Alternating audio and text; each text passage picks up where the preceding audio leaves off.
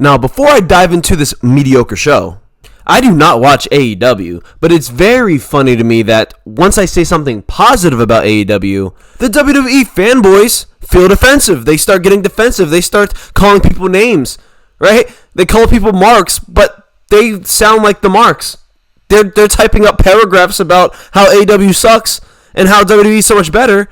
You're calling me a mark. I don't even watch the shows. I just watch clips. Both shows aren't great.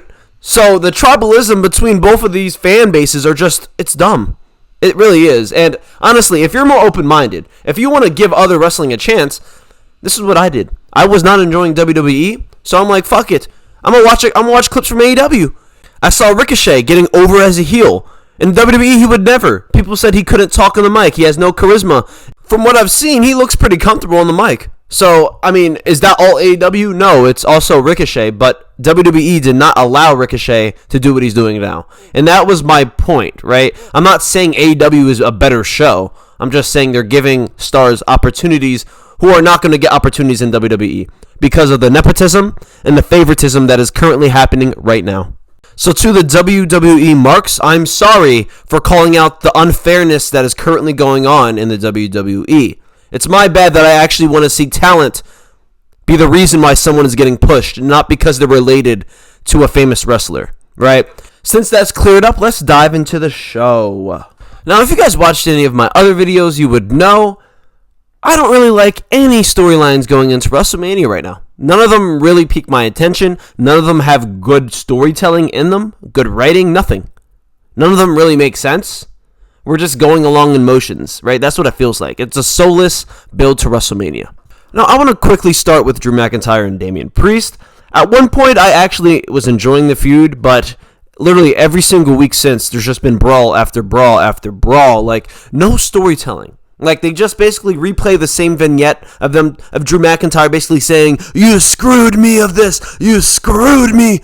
Say that in person. Like, actually have a promo battle. And Drew McIntyre, say all of this shit you've been saying in your vignettes. Say it in person.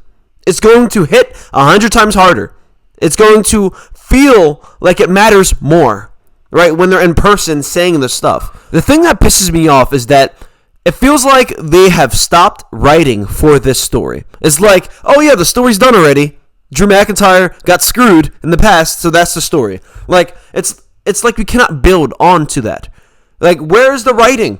Why can't we build upon a story? Yes, it can start somewhere, but it can end somewhere else. Like, be creative, man. Like, I don't know, man. And the WWE fanboys, can you guys call them out? How can you guys agree with every single thing they're doing?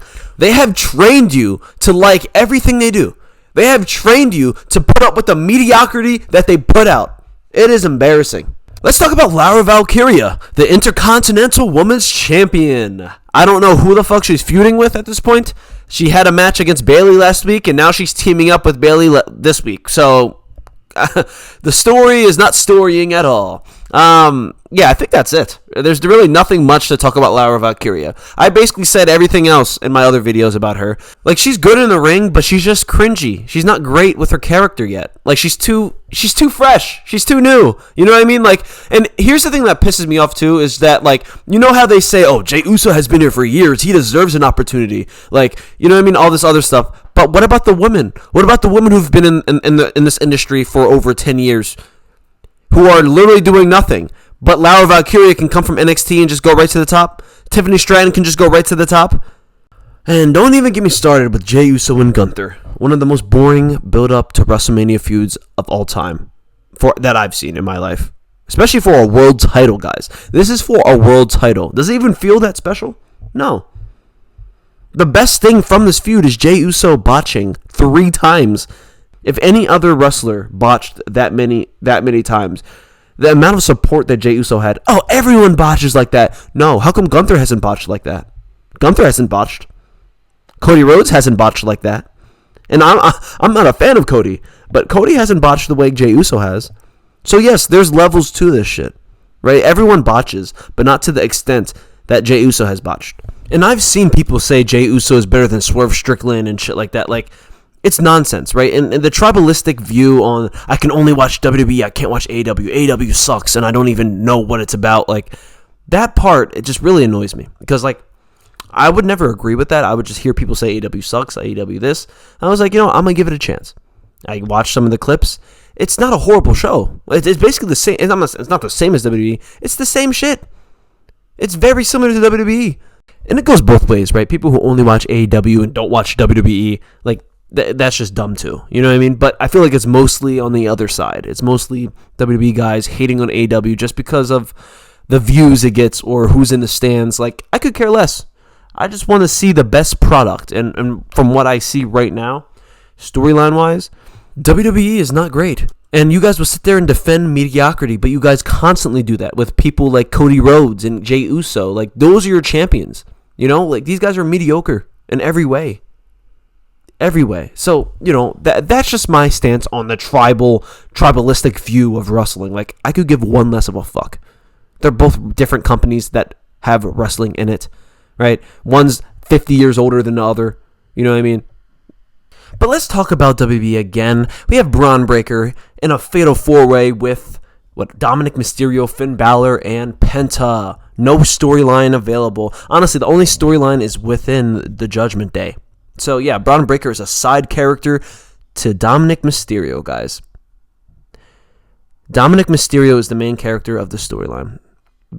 The only thing that Braun Breaker did is just have a good spear against Carlito. That's what and see, this is the thing that pisses me off. Why is that the thing that the fan base goes crazy about? Oh, the spear. Can you guys tell me what the storyline that Braun Breaker is in right now? Tell me what he's going through right now, or anything that he's facing, any adversity. He's a babyface, right? Anything going on in his head? Do we know what's happening with Braun Breaker? Like this guy's a 2-time IC champion, and I can't remember any feuds. He has no promo battles between any superstar. He's not there every week, and he's in his 20s. There's so many things that it's just, like, annoying me, because, like, when you're in your 20s, you should be at work every day. You look at the NXT roster, they're there every week, and most of them are probably older than in their 20s. They're probably in their 30s, and they're there every week, advancing their character. It should be the same thing with the main roster. These guys should be there every week, advancing the storyline. And this is why the stories just don't matter. They don't mean anything. They don't make sense. Is because people are never on the show. They're never. The people who have the championships never actually perform. They never actually defend their championships. Nakamura had the championship, the U.S. championship, for like a month and didn't even show up to work once. You know what I mean? Like, this is the stuff that the WWE does. And then, WWE fans talk about the Jon Moxley, the briefcase shit. Honestly, to be honest, I don't know that storyline well. I don't know why he has the championship in a briefcase. I think that's pretty dumb too. But, like, at least he's there at work. It's not like he's not there. You know what I mean? Like, the champion is there. He's putting promos every week. You know what I mean? So it's different. And this is going to be it for the video. I don't want this video to be too long. I will be dropping probably a video tomorrow for a Raw review or a recap. We'll see what happens. Drop a like, subscribe to the channel. Peace out.